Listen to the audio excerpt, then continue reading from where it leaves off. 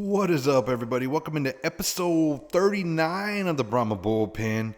Another winning Monday. Here we are, baby. Let's go Brahmas, 4-1. We got tons of information to get to. We got stats. We're going to break down some game footage. We're going to show you everything that happened in the game. But before we go any further, and while our largest audience is here, I got to show you some highlights from the game. San Antonio Branhmas went into Arlington's house, took over their field, basically turned it into cow pasture north for the Brahmas. Let's watch this highlight.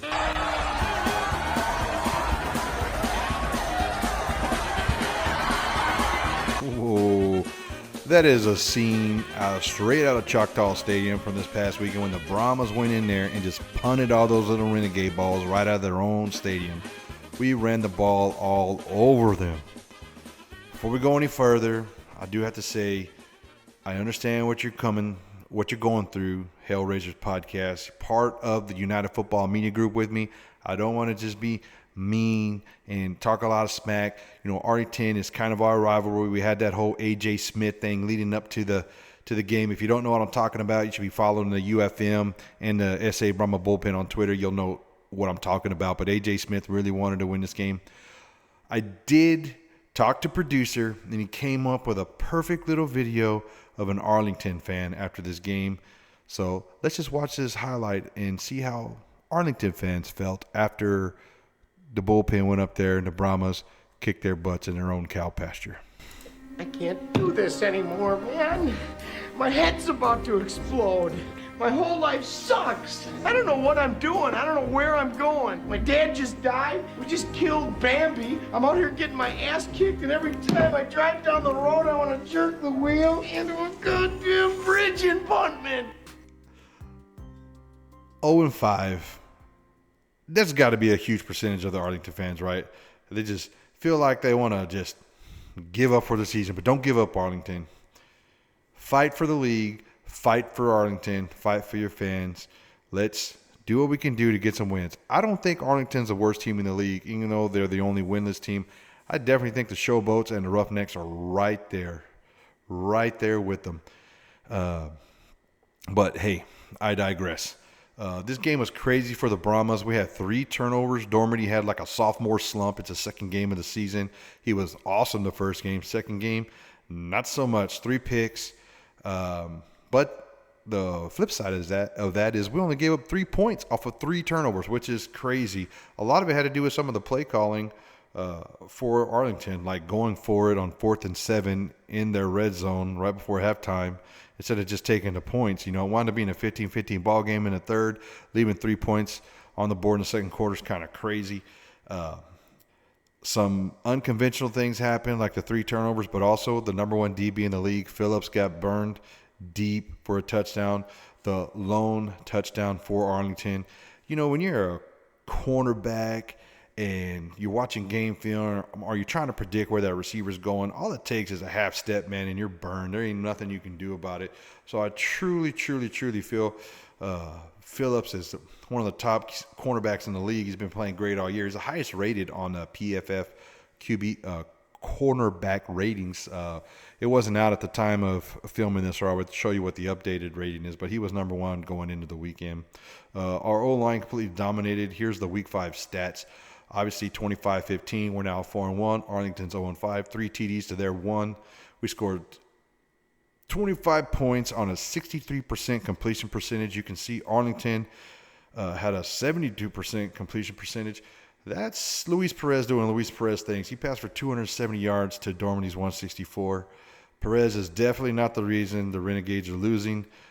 Some people are saying they want to see Scott come in there. You know, the University of Incarnate Word, one and only Lindsey Scott, the true dual threat quarterback. And when he does get in the game for a few series, but then, you know, they don't let him throw the ball, even though we know he can throw the ball. Like, I saw him throw the ball down here. But like we talked about, our O-line just dominated. We had 191 rushing yards, 7.9 yards per carry, compared to 66 rushing yards, 2.5 yards per carry for Arlington. That's pretty much all you need to know. Most of that came in the first half, too. The second half offense really wasn't clicking all that well, which is crazy. why some of the play calling for Arlington kind of messed things up. Their O-line gave up 2 sacks, so our D-line was able to get pressure on them.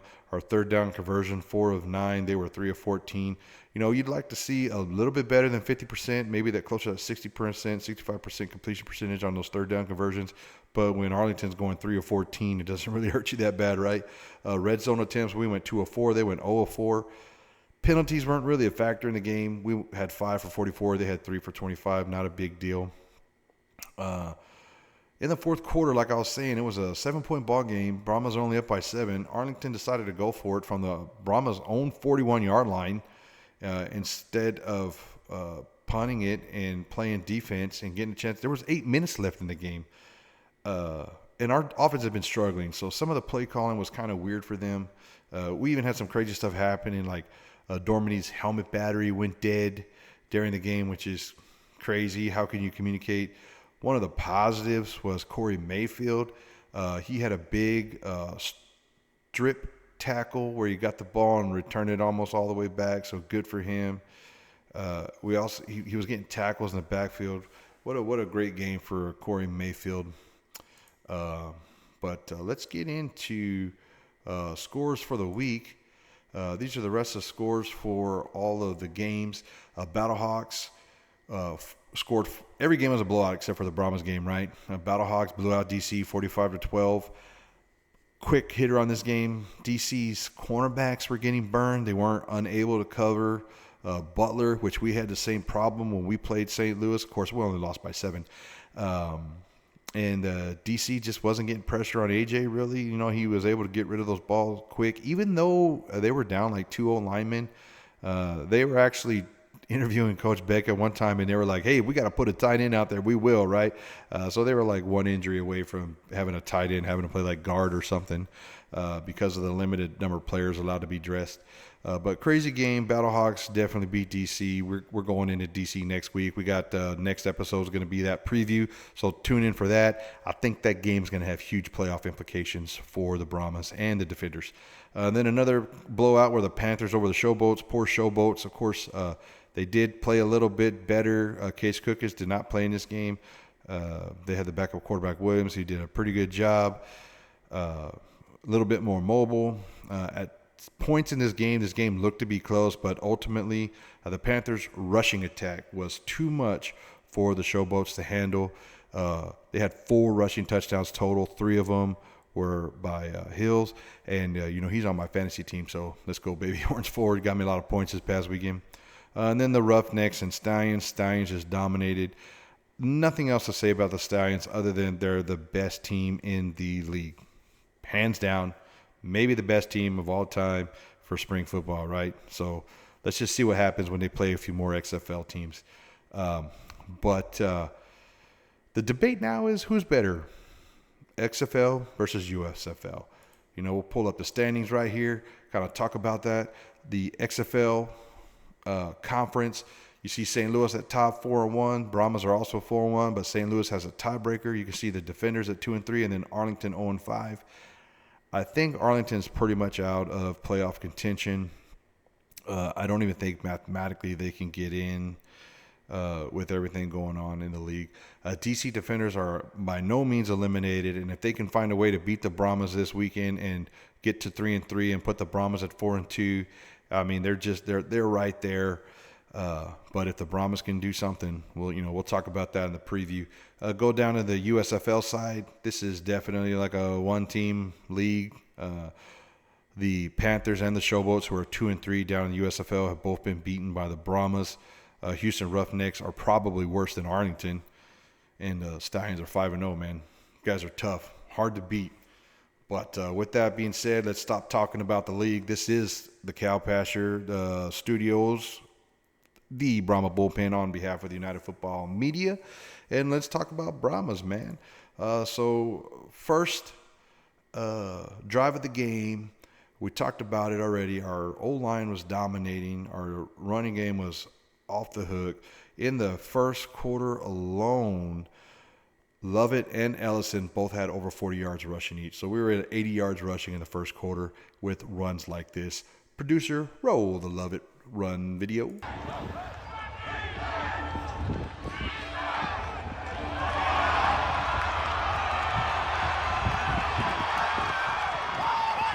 Got a little juke, got a little stiff arm, baby. Let's go. That was a big run that ultimately led to a Santos field goal, made the Brahmas go up 3-0. We're going to take this opportunity to talk about Arlington's first drive of the game. So here we are driving the ball down the field, making big plays. Arlington gets a ball. They get a total of 13 yards on their first drive on 5 plays, and then their drive is ended. Let's say, welcome back, Mr. Delonte Scott. Roll the video. Another ball game, but it's much easier for these guys to play from ahead. Oh, Perez hit from behind. Another pocket collapses. Delonte Scott got in there first. Ward was coming along. This is my Scott dance right here. Hey, man, almost a strip sack, right? So we stop them, win the drive, get the ball back, second drive of the game, and it pretty much ends like this.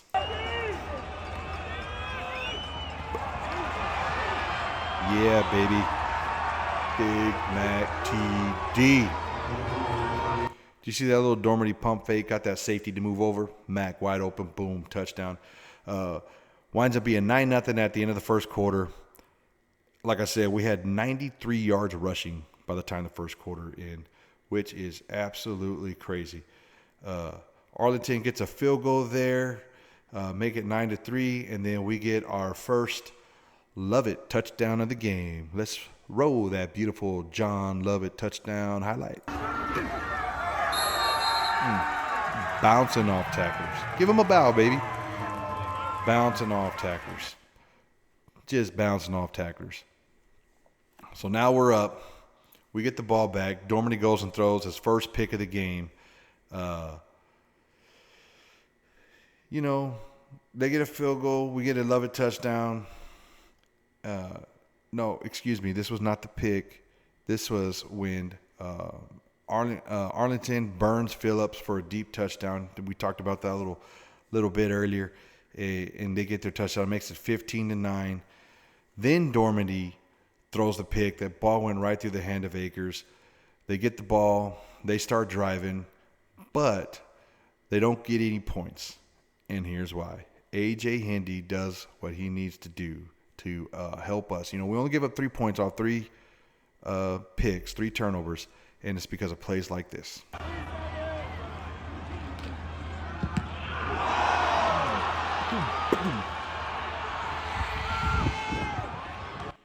I just love to hear it, right? Ba-doom, ba-doom, ba-doom, ba-doom. So we get that field goal block. The next 2 scores of the game are both field goals by Arlington. Makes the game a 15-15 game in the third quarter, which is, we talked about some of the play calling, them going for it on 4th down. It's just kind of crazy because the game was close. And then when we get the ball to start the fourth quarter, it's still 15-15, but then we do this. Dormady up to the line. He scrambles back. Make sure they have the right amount on the line. Lovett on the run. Looking for the end zone. Touchdown. Lovett's second touchdown of the game. Brahmas wind up, like we talked about, with 109 rushing yards. Our defense did everything they needed to do to stop them.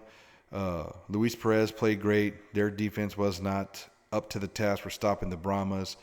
And we're going to go ahead and announce our player of the game, the bullpen player of the game. We do this every week. It kind of turned into a Madden curse there for a little bit.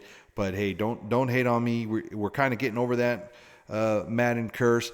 But our player of the game has to be John Lovett. I thought about Devontae Beckett. I kind of like to look outside the box for these players of the week.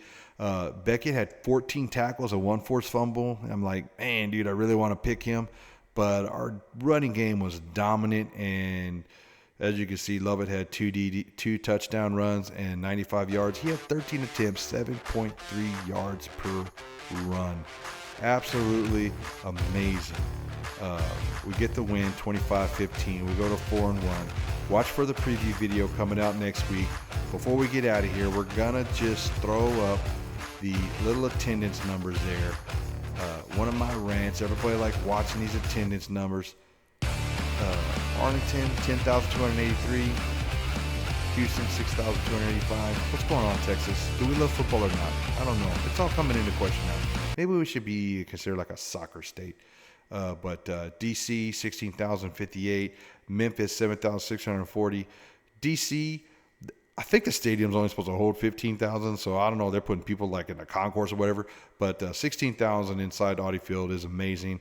Crowd was electric. They were kind of let down, not that great of a game, but Brahmas get the win. We're 4-1. The next preview episode, we'll talk about future playoff potential impacts that we're going to have when we go to DC next week. See if we can, DC hadn't lost a game in Audi Field in like never. And then they lost this week. Let's see if we can make it 2 in a row. As always, baby, we're going to end this with a nice horns forward. Let's go, Brahmas.